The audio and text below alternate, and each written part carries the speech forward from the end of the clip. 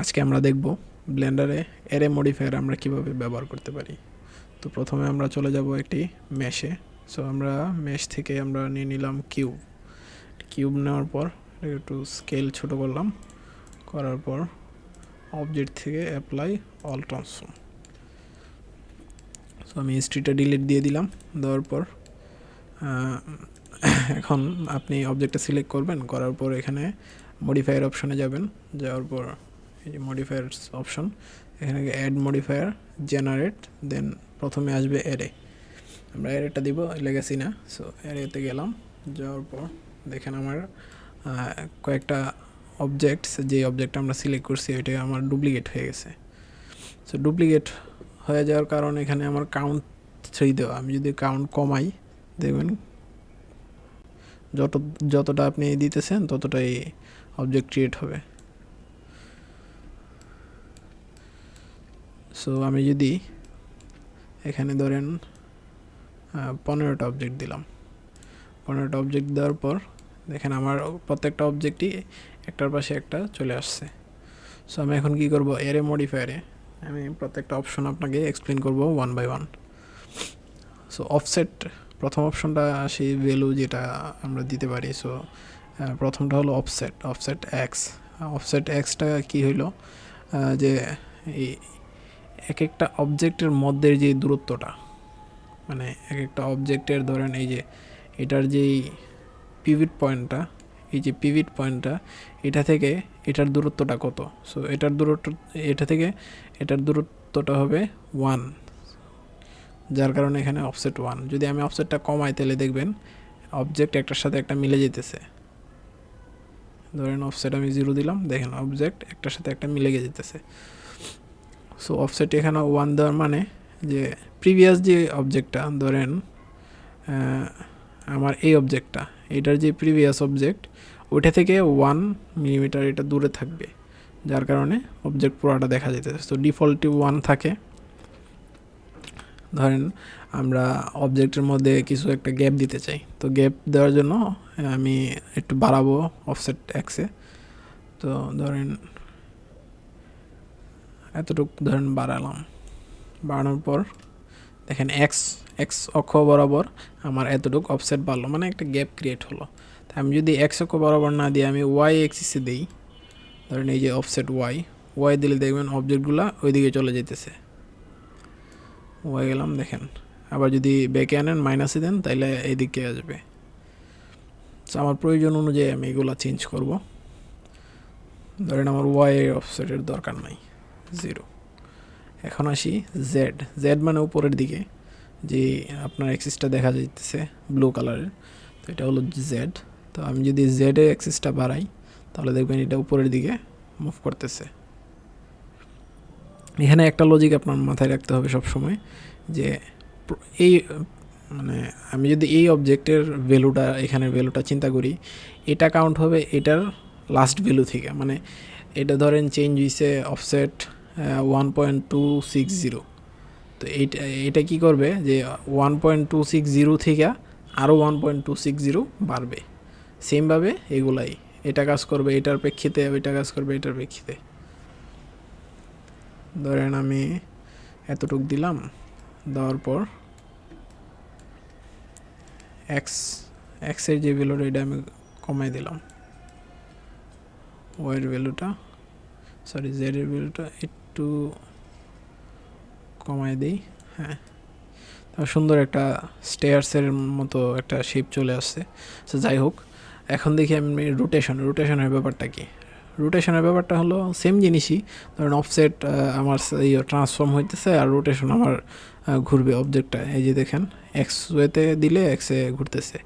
এখানে লজিকটা বুঝবেন যে আমার একটা অবজেক্ট, যে এটা লাস্ট অবজেক্টটার তুলনায় কেন চেঞ্জ হয়। যেমন ধরেন এটার তুলনায় একটু রোটেট হয়েছে, সো বেশি এটা রোটেট হয় নাই। সো এটা কী করছে, এটা থেকে একটু বেশি রোটেট হচ্ছে, কারণ এই অবজেক্ট যেটা, এটা কিন্তু চেঞ্জ হইতেছে এটার লাস্ট যে অবজেক্টটা ছিল তার উপর ভিত্তি করে, যার জন্য দেখা গেছে যে একটু বেশি চেঞ্জ হইতে দেখেন উপরে আস্তে আস্তে একটা 360 ডিগ্রি মুভ হয়ে গেছে এটা।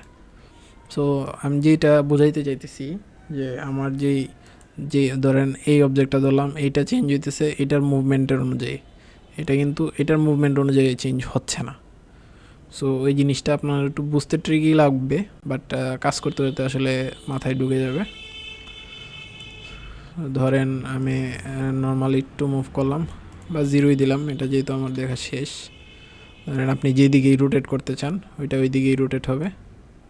এখানে 3টাই অপশন দেওয়া আছে। এবার আসি স্কেলও সেম লজিকই ইউজ করে।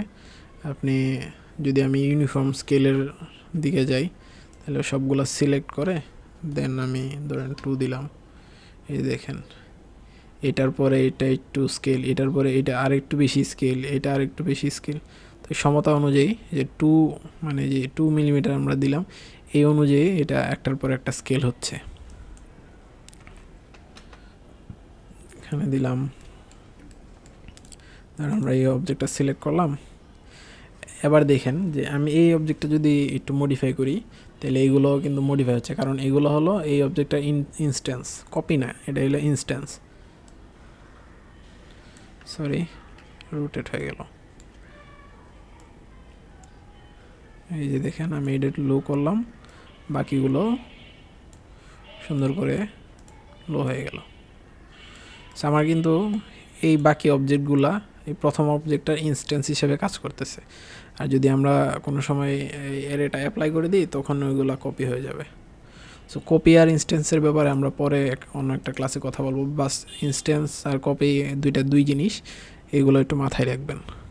সো এখানে আসি র্যান্ডমাইজ অপশন কি করে, যে আমার র্যান্ডমলি করবে এগুলো তো মানে একটার পর একটা মেজারমেন্ট অনুযায়ী এটা বাড়তেছে, বাট র্যান্ডমে কি হচ্ছে যে র্যান্ডমলি এই কাজগুলোই র্যান্ডমলি হবে। যেমন ধরেন র্যান্ডমলি এখানে আর অফসেট আছে, রোটেশন আছে, স্কেল আছে। সো আমি যদি অফসেটটাই দেখতে যাই, এই যে দেখেন এই যে আগে আমরা কি দেখছিলাম যে একটা মেজারমেন্টেই সবগুলায় মধ্যে একটা দূরত্ব সৃষ্টি হইতেছে, কিন্তু এখানে আমি যখন র্যান্ডম সিলেক্ট করে র্যান্ডমাইজের অফসেট চেঞ্জ করতেছি দেখেন র্যান্ডমলি এটা অফসেট চেঞ্জ হইতেছে। যেমন ধরেন এক্সাম্পলের জন্য আমি র্যান্ডমটা অফ করলাম আর এই অফসেটটা চেঞ্জ করলাম, দেখেন একদম সিমিলার। এখান থেকে এটার ডিস্টেন্স সেম সবগুলাই সেম।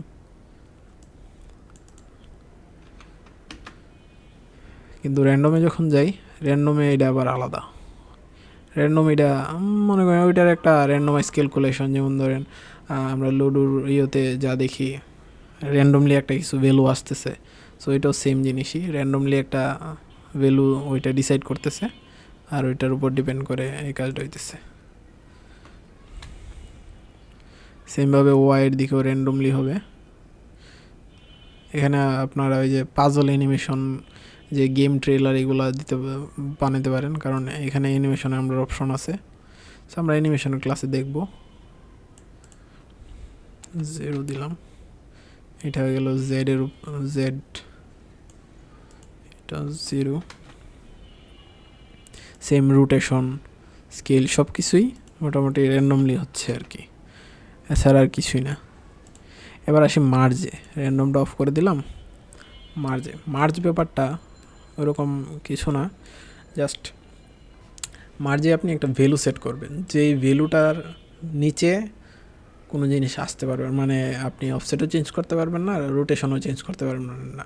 ওই ভ্যালুর নিচে আসলে ওইটা আবার জায়গায় চলে যাবে। যেমন ধরেন আমি অফসেটটা দেখাই, অফসেটটা একটু মুভ করলাম, আমি এখানে ধরেন ভ্যালুটা বাড়াই দিলাম 0.4-এ। সো এখানে দেখেন আমি অফসেট যখন আস্তে আস্তে কমাইতেছি একটা পজিশনে এসে এটা স্ন্যাপ হয়ে যাব। সরি, এই দেখেন এতটুকু দূরত্ব তো আমার ঠিক আছে, কিন্তু আস্তে আস্তে যখন 1 মিটারের কাছে আসতেছি, মানে 1 মিটারের নিচে চলে আসব, তখন এটা স্ন্যাপ হয়ে যাবে। এই যে দেখেন 1 মিটার দূরত্ব আসলে এটা স্ন্যাপ হয়ে যেতেছে একটার সাথে একটা। সেইটাই আসলে আমার মার্জের ব্যাপারটা। যে আমি যদি মনে করেন কোনো অবজেক্ট অ্যানিমেশনের ক্ষেত্রে যে কোনো অবজেক্ট এটা ভ্যালু চেঞ্জ হচ্ছে দেখেন আমার সিঁড়ি হয়ে গেল কোনো একটা স্লোপের মতো, ওই টাইপের অনেক কিছুই করা যায়। এই মার্জ অপশন দিয়ে জাস্ট এটা দেখে রাখেন, দরকার অনুযায়ী আপনার প্রয়োজন অনুযায়ী আপনি এটা ইউজ করতে পারলেন। তো মার্জ ভ্যালুটা আমরা কমাই দিলাম, কমাই দিলে আমরা আর একটু কাছে নিয়ে আসতে পারবো, দেখেন আগের থেকে আরও অনেক কাছে। সেই জিনিসটা এরকমই আপনারা টুইক করে দেখবেন, অনেক জিনিসই আছে। আপাতত বেসিক আসলে এর ব্যাপারটা এরকমই, বেসিক জিনিসটা আপনাদেরকে দেখিয়ে দিলাম। আর নেক্সট পার্টে আমরা এরেতে আসলে অ্যাডভান্সলি আমরা কি করতে পারি ওগুলো আমরা দেখব। সো আজকের জন্য এতটুকুই, সবাই ভালো থাকবেন, সুস্থ থাকবেন।